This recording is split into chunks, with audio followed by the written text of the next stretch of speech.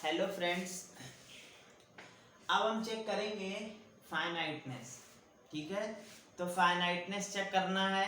इसमें फाइनाइटनेस और इनफाइनाइटनेस के लिए एल्गोरिदम यहाँ पर दी हुई है। ये भी एक डिसाइडेबल प्रॉब्लम है। ठीक है, तो अगर कोई भी स्ट्रिंग हमारी इनफाइनाइट लैंग्वेजेस जनरेट कर रही है या फाइनाइट लैंग्वेज जनरेट कर रही है, इसके लिए हम यहाँ पर प्रूफ करते हैं। अगर इसके लिए भी हमारे पास एल्गोरिदम एग्जिस्ट करती है तो इस और वो भी पॉलिनोमियल टाइम में सॉल्वेबल है, तो इट मीन्स जो ये फाइनाइट प्रॉब्लम है ये भी क्या है, इसको फाइनाइट भी और इनफाइनाइटनेस दोनों तरह से देखा जा सकता है। देखिए, क्योंकि जो चीज फाइनाइट नहीं होगी वो इनफाइनाइट होगी। ठीक है, तो जहां पर अगर कोई लैंग्वेज हमें मिल गई जो फाइनाइट नहीं है तो वो ऑटोमेटिकली इनफाइनाइट होगी, और जो इनफाइनाइट नहीं है वो ऑटोमेटिकली फाइनाइट होगी। तो चलिए, given a CFL, there exists a decision procedure that answer L is finite। ठीक है, तो एक डिसीजन प्रोसीजर एग्जिस्ट करता है जो ये बताता है कि लैंग्वेज फाइनाइट है या नहीं है। तो इसके लिए देखिए हम बेसिकली क्या यूज करते हैं। इसमें देखिए एक ब्रांच, इसमें जो हम यूज करते हैं वो कॉन्सेप्ट हम पंपिंग लेमा से ही लेते हैं। ठीक है, तो पंपिंग लेमा देखिए हमारे पास अभी हमने लास्ट लेक्चर्स में डिस्कस किया था। किसी स्ट्रिंग को हम इन 5 भागों में डिवाइड कर सकते हैं। ठीक है, कुछ कंडीशन सेटिस्फाई होनी चाहिए, जैसे b और x की लेंथ जो है वो नल नहीं हो सकती है दोनों की एक साथ में। तो अगर ये दोनों कंडीशन सेटिस्फाई होती थी तो हम क्या कह देते थे, u v की पावर i w x की power i y belongs to l।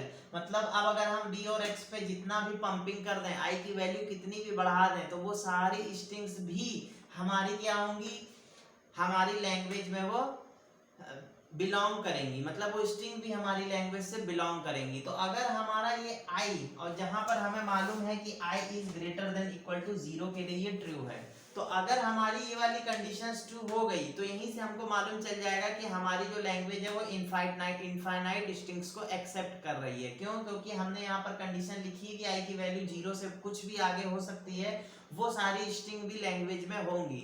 अगर ये सारी स्ट्रिंग लैंग्वेज में होंगी तो ये इनफाइनाइट स्ट्रिंग्स कही जाएंगी।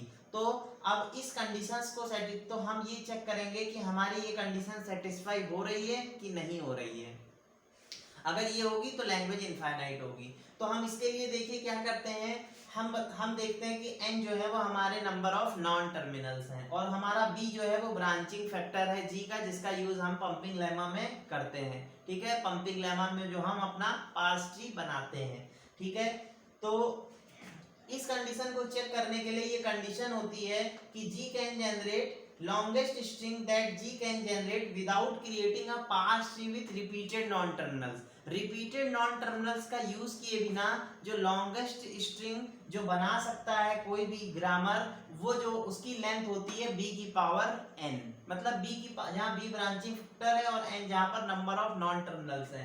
ठीक है, तो रिपीटेड नॉन टर्मिनल्स अगर होने लगेंगे तो फिर यहाँ पर ये पंपिंग लेमा का कॉन्सेप्ट आ जाएगा, और रिपीटेड नॉन टर्मिनल्स होने पर ही हमारी क्या हो जाती है, स्ट्रिंग इनफाइनाइट हो जाती है। तो ये रिपीटेड ना हो, इसके लिए कंडीशन है कि मैक्सिमम b की पावर n लेंथ तक की स्ट्रिंग ही एक्सेप्टेड होती है। उसके ऊपर जो स्ट्रिंग होंगी फिर वो क्या हो जाएंगी, वो रिपीटेड होने लगेंगी, और वहां से हमारा फिर वही पंपिंग लेमा का कॉन्सेप्ट आ जाएगा। ठीक है, तो हमने अपनी जो यहाँ पर एक लेंथ डिसाइड की है कि स्ट्रिंग की लेंथ अगर b की पावर n तक की है तब तो हमारी जो ग्रामर है वो फाइनाइट कही जाएगी। लेकिन हमारी अगर स्ट्रिंग की लेंथ b की पावर n से ज्यादा हुई, ठीक है, तब फिर हम क्या कहेंगे, वो इनफाइनाइट वाली रेंज में आना शुरू हो जाएगी। तो if g generates no string of length greater than b की पावर n, तो अगर हमारा g ग्रामर जो है कोई भी स्ट्रिंग b की पावर n से बड़ी जनरेट नहीं करती है तो हम कहेंगे लैंग्वेज हमारी फाइनाइट है। और अगर g जनरेट करती है even one string w of length greater than b की power n, then it generate infinite number of string. ठीक है, तो हमारे लिए यहाँ पर हमारी जो हम सारी स्ट्रिंग b की पावर n से लेके और b की पावर n+1 तक के लिए सारी स्ट्रिंग्स हमको चेक करनी रहती हैं, और उन स्ट्रिंग्स में एक एक स्ट्रिंग्स को हम मैच करा के देख लेते हैं। अगर उसमें से कोई भी स्ट्रिंग हमारी जो है उस लैंग्वेज से बिलोंग करेगी तो हम कहेंगे कि वो स्ट्रिंग जो है अब रिपीटेड नॉन टर्मिनल्स का यूज करेगी, तो वहां पर फिर पंपिंग लेमा का यही रिकर्सिव लूप शुरू हो जाएगा और सारी स्ट्रिंग्स फिर उससे ऊपर की उस पर एक्सेप्ट होती रहेंगी। ठीक है, तो यही कंडीशन हम यहाँ चेक करते हैं। केवल b की पावर n से b की पावर n+1 लेंथ तक की सारी स्ट्रिंगों को हम चेक कर लेते हैं। अगर उनमें से कोई एक भी स्ट्रिंग अगर हमारी लैंग्वेज में एक्सेप्ट हो जाती है CFL के थ्रू, तो हम कहते हैं कि हमारी जो लैंग्वेज है वो एक इनफाइनाइट लैंग्वेज है। और अगर नहीं करती है तो हम कहते हैं हमारी लैंग्वेज फाइनाइट लैंग्वेज है। ठीक है, बस यहाँ ध्यान हमें ये रखना है कि हमारी जो लेंथ होगी वो b की पावर n तक की एक्सेप्टेबल होगी। उससे ऊपर अगर लेंथ हो जाती है, वो भी अगर लैंग्वेज एक्सेप्ट कर लेगी, तो हम कहेंगे कि हमारी लैंग्वेज इनफाइनाइट हो गई। तो इस तरीके से हमारे पास ये एल्गोरिथम जो प्रोसीजर है ये एग्जिस्ट करता है। तो इसीलिए हम कहते हैं कि हमारा ये जो फाइनाइटनेस प्रॉब्लम है ये भी एक डिसाइडेबल प्रॉब्लम है। ठीक है, नेक्स्ट लेक्चर में अब हम डिस्कस करेंगे एम्प्टीनेस और फाइनाइटनेस। हमने डिस्कस कर लिया है। ठीक है, अब एक कॉन्सेप्ट हमें और यहाँ डिस्कस करना है, और इस कॉन्सेप्ट को डिस्कस करने के बाद हमारा डिसाइडेबल प्रॉब्लम फिनिश हो जाएगी। तो हमने एम्प्टीनेस डिस्कस किया, फाइनाइटनेस डिस्कस किया। अब हम मेंबरशिप डिस्कस करेंगे कि अगर कोई CFL गिवन है और एक कोई स्ट्रिंग गिवन है, तो वो स्ट्रिंग उस कॉन्टेक्स्ट फ्री लैंग्वेज का पार्ट मतलब उससे जनरेटेड है या नहीं है।